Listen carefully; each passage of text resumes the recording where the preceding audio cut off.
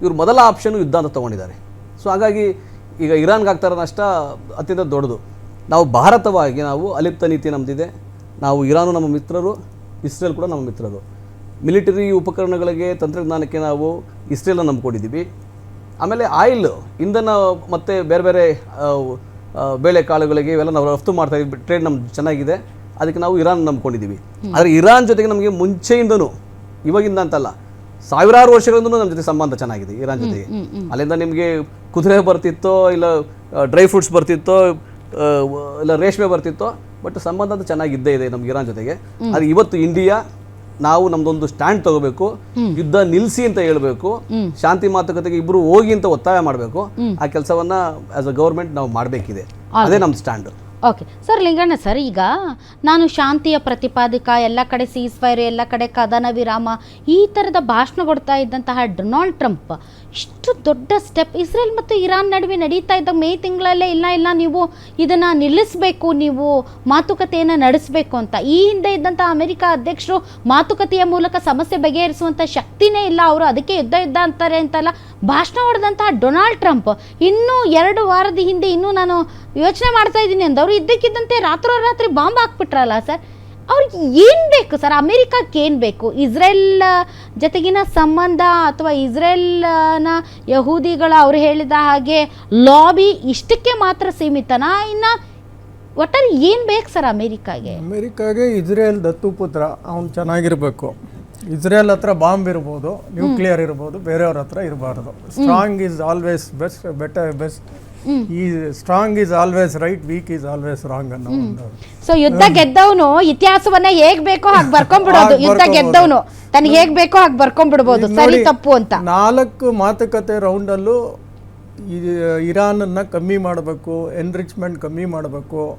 ಆಮೇಲೆ IAEA ಅವ್ರು ಬಂದಾಗ, ಇಂಟರ್ನ್ಯಾಷನಲ್ ಅಟಾಮಿಕ್ ಬೋರ್ಡ್ ಅವ್ರು ಬಂದಾಗ ನೀವು ಆ ಇನ್ಸ್ಪೆಕ್ಷನಿಗೆ ಬಿಡಬೇಕು. ಇಷ್ಟು ಚೆನ್ನಾಗೇ ನಡೀತಾ ಇದ್ದಿದ್ದು ಮಾತುಕತೆ.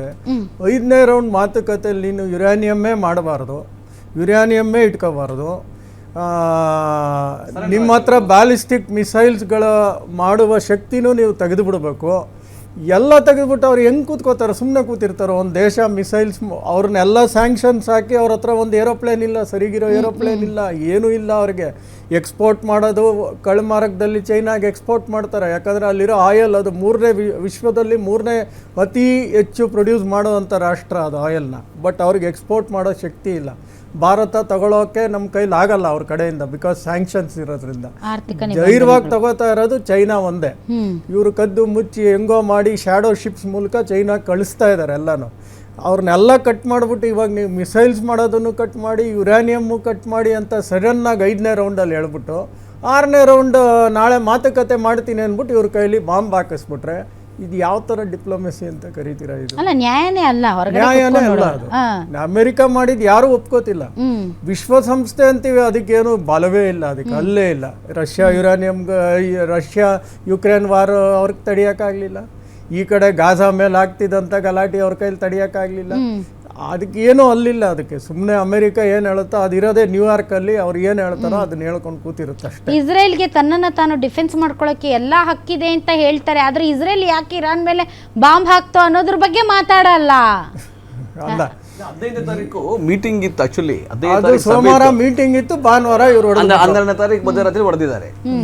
ಮೀಟಿಂಗು ಇತ್ತು. ಮೀಟಿಂಗ್ ಇದ್ದಿದ್ದನ್ನ ಮೀಟಿಂಗ್ ಅಲ್ಲಿ ಇತ್ಯರ್ಥಿವಿ ಅಂದಿದ ತಕ್ಷಣ ಹಿಂದಿನ ದಿವಸ ಹೋಗಿ ಹೊಡೆದ್ಬಿಟ್ರು. ಯಾಕೆ ಸರ್? ಓನ್ಲಿ ಬಿಕಾಸ್ ಇಸ್ರೇಲ್ ಜೊತೆನ ಸಂಬಂಧ ಅಷ್ಟೇನಾ ಅಥವಾ ಅದರ ಆಚೆಗೆ? ಇಸ್ರೇಲ್ ಜೊತೆ ಅವರು ಗಟ್ಟಿ ಸಂಬಂಧ. Main first thing is Israel ಜೊತೆ ಅವ್ರಿಗೆ ಬೇಕಾಗಿರೋ ಸಂಬಂಧ.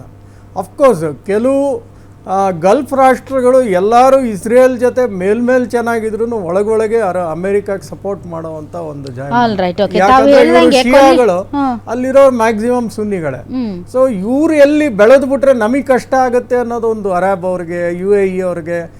ಇವ್ರು ಯಾವ್ದಾದ್ರು ನ್ಯೂಕ್ಲಿಯರ್ ಕಂಟ್ರಿ ಆಗ್ಬಿಟ್ರೆ ನಾಳೆ ನಾವು ಇವ್ರ ಮಾತು ಕೇಳ್ಕೊಂಡು ಯಾರಪ್ಪ ಕೂತ್ಕೊಳ್ಳೋರು ಅನ್ನೋ ಒಂದು ಭಯ ಬೇರೆ ಅವ್ರಿಗೆ. ಸೊ ಮೇಲ್ಗಡೆ ಚೆನ್ನಾಗಿರ್ತಾರೆ, ಒಳಗಡೆ ಸಪೋರ್ಟ್ ಮಾಡ್ತಾರೆ. All right. ಹಾಗಾದರೆ ತಾವು ಹೇಳಿದಾಗೆ ಕೊಲ್ಲಿ ದೇಶಗಳು ಸೌದಿ ಅರೇಬಿಯಾ, UAE, ಕುವೈತ್ ಈ ದೇಶಗಳು ಇರಾನ್ ಮೇಲಿನ ದಾಳಿಯನ್ನು ಬಹಿರಂಗವಾಗಿ ಖಂಡಿಸ್ತಾ ಇವೆ. ಅಂದ ಮಾತ್ರಕ್ಕೆ ಇರಾನ್ ಪರವಾಗಿ ಯುದ್ಧಕ್ಕೆ ಇಳಿತಾವ, ಅಮೆರಿಕವನ್ನ ಎದುರಾಕತಾವ?